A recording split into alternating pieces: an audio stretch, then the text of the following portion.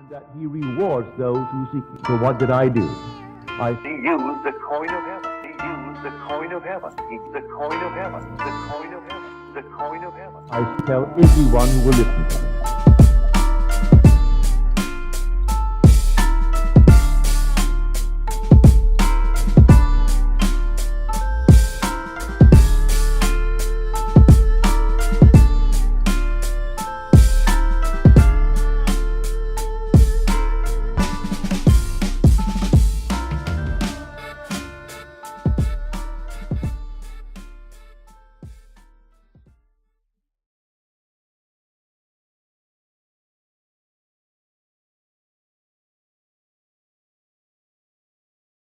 A sum of money, because he had to go to that post office and buy a postal money order and send to his bank.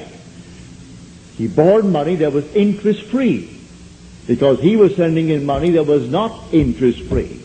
He had to send a certain sum of money every week, and he would send it into his account. And borrowed from my friend Harry Webb, who had a band, and they played together. Not in the same act. Harry had his own act. He has a small band. And Harry was the outgoing personality who didn't care about money. And so he wanted money. Hope wanted money. He would loan him the money. He always paid it back the next week and borrowed it again, because he had to have so much in that bank every week. And when they were going to a restaurant and food was left over, like bread and butter, who took it all home? Bob Hope. Bob took all the buns, all the rolls, everything that was there uneaten. He paid for it, and you paid for it. You don't want it, Harry, do you? No. All right, so he took it home. So he has 400 million, so they claim. That was his goal in life. If that's your goal, have it. I speak of another goal. The goal of awakening to who we are. When man awakens from this dream, the whole vast world and all that it contains is as nothing to the being that you are. You came down from heaven, where the whole is yours. As you're told in the 50th Psalm, if I were hungry, I wouldn't tell you, for the world is mine, and all within it. The cattle on 1,000 hills are mine. So why should I tell anyone of my need when it's all mine anyway? I would slay and eat. When you awaken, you don't ask anyone if you awaken from this dream of life. But while you're in it, all right, we're one. This little hand of mine, if it begins to itch here now, it's easier for me to take this hand that is not attached to this and scratch it than to try to bend this thing out of shape to scratch the back of it. I could rub it here, but why not? This is easier. And take a part of my own being to ease the itch. Because we're all one pushed out. So you can do it. Ask anyone that you trust. May I tell you, if he knows how to pray, he isn't going to burst any blood vessel. He isn't going to get down on his knees and pray to any external God if he knows how to pray. He isn't going to beg of anyone in this world. What he will do, he will simply represent you to himself as one telling him that you have what you asked of him. And when he is satisfied that you told him that you have it, don't ask the second time for the same thing, because he is not going to listen to you. He heard it, he is still hearing it, and he will continue to hear it until that which he has heard is perfectly externalized. So don't think you need several treatments. That's a lot of nonsense. Treatments for what? It either is or it isn't. So when they start getting you on the hook and say, no, I think you'll need more treatments. You'll need more treatments. She or he or the crowd, they do not know what they are doing. When you pray, go within and close the door of the senses. Deny all that seems so obvious. And your Father who is within will reward you openly. But commune with self, for you and the Father are one. So you commune with self. And what does he tell you? Exactly what was asked of you. He heard it, And he has all the ways and means that you on the surface of your being know not of. He will do it. You can ask anything of one if it comes within the framework of his code of ethics.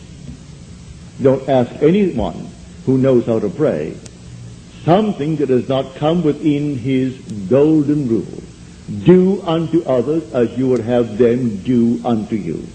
Just as simple as that. And most of the requests would come within that rule. And so you simply hear it. And then you drop it completely. And in the depths of your own being, you're still hearing it. And the Father knows all means, all ways. And so he singles out the best way to externalize it. Here in New York City, many years ago, this lady, a lady of considerable means, she left her home in New York City and went off to Paris with her 2 children, leaving her home and her maid. Before she returned, the maid took all of her furniture and took it away. When she returned, the apartment was there. Rent was paid every month. But there was no furniture, not a thing in it. She employed a private agency, told the police department, told all the authorities in New York City, and plus her private agency. At the end of a few months, they did not turn up one thing concerning that stolen property. She came to see me. I said, all right, you're seated there and I'm seated here in my apartment, aren't we? Now, you are not seated in my apartment. You are seated right now. Close your eyes. You're seated in your own apartment. And you had a grand piano? She said, no, I had a piano, but it wasn't a concert grand. It was grand, but not a concert grand. And on it I had my pictures of my 2 children. And I had pictures of the wall. She told me what they were. And the furniture, I said, all right, refurnish that place as you left it. You have a memory. She did. Now, when I stopped talking, it's because you have refurnished that place to me. Now you're going to go in, and you aren't going to see your apartment from my apartment. You're in your apartment.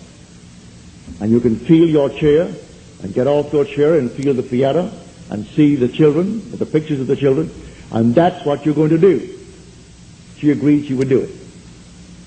And then we simply broke the spell. What did it take? 2 minutes? 3 minutes? That week, she went to her bank on Madison Avenue.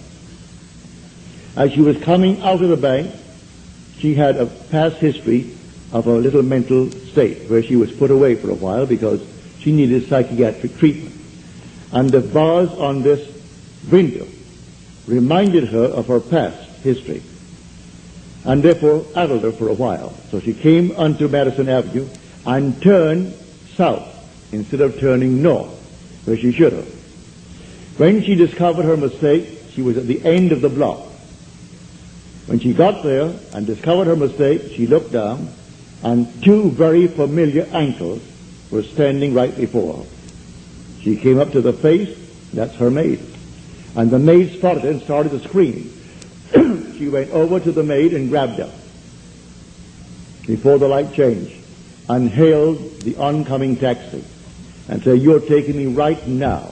And the maid, who could have killed her, she was so big and strong, was so reduced to impotency because of the discovery.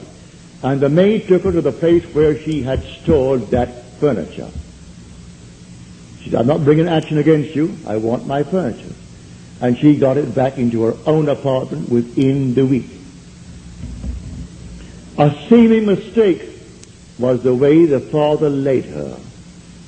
All I ask is to go to the end. If I go to the end and give thanks to the end and for the end, it's done. Now let the one in the depths of my own being devise the best means to take me to that end. The end is where I start. The end is my beginning. And that is a story that I know from personal experience.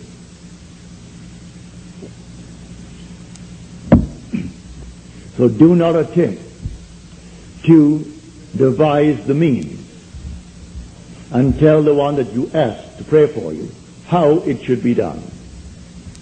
he will lose all interest and turn his back and say, go elsewhere. You don't go into a doctor's office and tell him what he should do. If you go to him because you trust him, well then you either got to trust him and continue, or you're going to leave him. Well, if you go to someone that you really believe who knows how to pray, don't tell him how to do it and what means should be employed in order to do it. He is going to go to the end if he knows how to pray.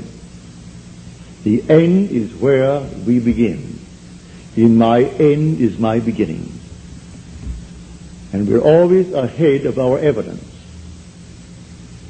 So I go to the end. I see the whole thing done and then drop it and let it happen in my world. So to come back, the I within you now, when you say I, no matter how little you have thought yourself so far, may I tell you, you are the infinite God.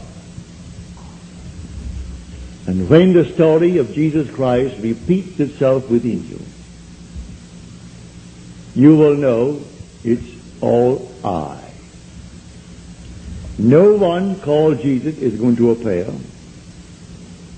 He is not going to push any stone away from you when you come out of that tomb. And then you'll know the words of John.